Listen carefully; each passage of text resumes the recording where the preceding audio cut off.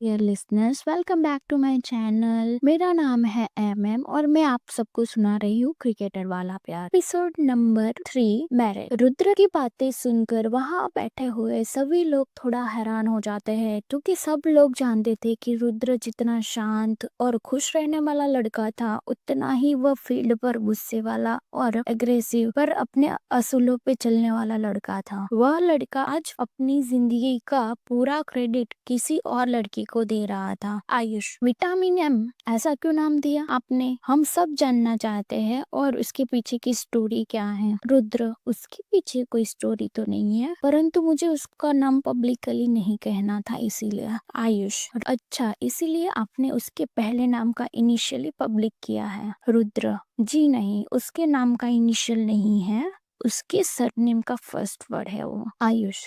Okay, फिर उसका नाम बता दीजिए। आयुष ने ये बात हंसते हुए कही थी। रुद्र उसकी बात पर मुस्कुराते हुए कहता है, पाजी आपको क्या लगता है मैं उसका नाम बता दूंगा?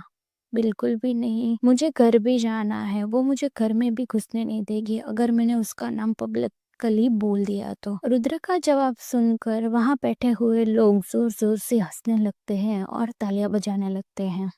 आयुष हंसते हुए कहता है, अच्छा मतलब आप लोग साथ में रहते हो, और अब तो सबको पता चल गया कि आप लोग लिविंग में रह रहे हो, तो अब तो वो पक्का आपको घर में घुसने नहीं देगी। रुद्र मुस्कुराते हुए कहता है, my wife is pretty good in this matter. My wife सुनकर वहाँ पे बैठे हुए सभी लोग हैरान रह जाते हैं और हॉल में अचानक से एक शांति छा जाती है। आयुष तो एक पल के लिए अपनी जगह से उठ जाता है और अपने मुंह पर हाथ रख लेता है। 2 मिनट का पॉज लेने के बाद वह अपने ब्लेजर को ठीक करते हुए फिर अपनी जगह पर आकर बैठ जाता है और एक लंबी सांस लेकर कहता है, wife?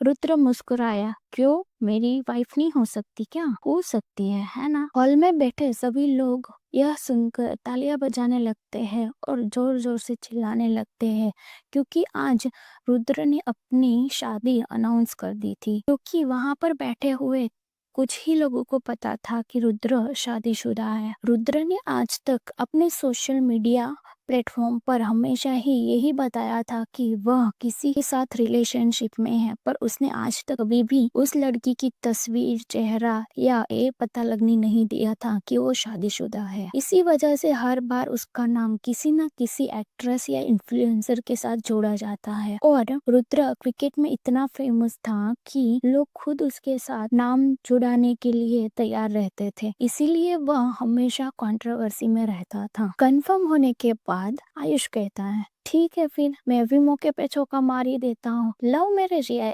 Arrange marriage? Love marriage या अरेंज मैरिज? हालांकि सवाल पूछना ही गलत है, फिर भी लव मैरिज या अरेंज मैरिज? रुद्र स्माइल करते हुए कहता है, of course totally arrange marriage. Rudra की बात पर सब लोग फिर से शॉक्ड हो जाते हैं और आयुष फिर से अपने मुंह पर हाथ रखकर खड़ा हो जाता है। फिर वह स्टेज का एक राउंड लगाता है और वापस आकर अपनी जगह पर बैठता है और अपने बटन के साथ खेलते हुए दिल पर हाथ रख देता है। मुझे लगता है कि मेरा आज का इंटरव्यू मुझे हार्ट अटैक देकर छोड़ेगा। उसकी बात सुनकर रुद्र मुस्कुराता है और कहता है, विटामिन एम हमेशा कहती है झटके तो खाने चाहिए जिंदगी में, तभी तो अक्ल आती है, वरना तो हम वही चीज दोबारा कर लेते हैं। आयुष जी बिल्कुल, आपकी बीवी सही कह रही है, जो फेलियर हमें सिखाता है वो हमें कोई और नहीं सिखाता। आयुष की बात पर रुद्र सिर्फ मुस्कुरा देता है। आयुष, अभी आपने बताया कि अरेंज मैरिज,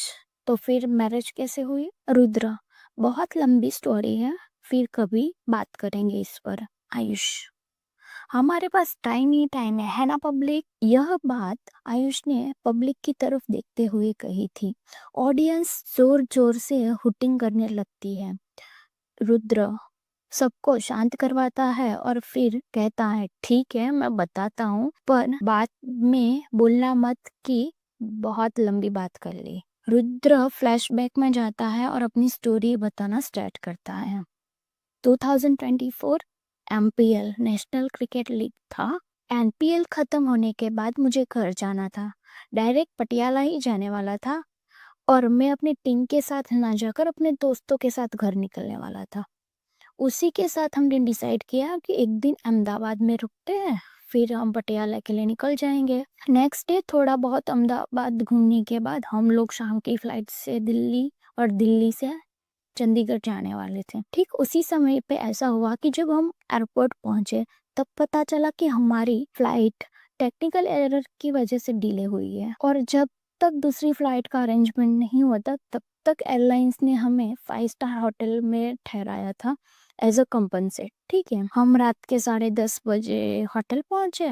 डिसाइड किया कि फ्रेश होकर नीचे कैफेटेरिया में मिलते हैं, खाना खाएंगे, क्योंकि हमने खाना नहीं खाया था। आयुष उसके बीच में ही कहता है, ओह को टाइम भी याद है। रुद्र, जी बिल्कुल, कैसे भूल सकता हूँ। उसके आगे रुद्र अपनी कहानी कहते हुए कहता है, रात के 11:30 बजे हम लोग होटल के कैफेटेरिया में मिले। वहां पर कोई नहीं था, ऑलमोस्ट पूरा कैफेटेरिया खाली था।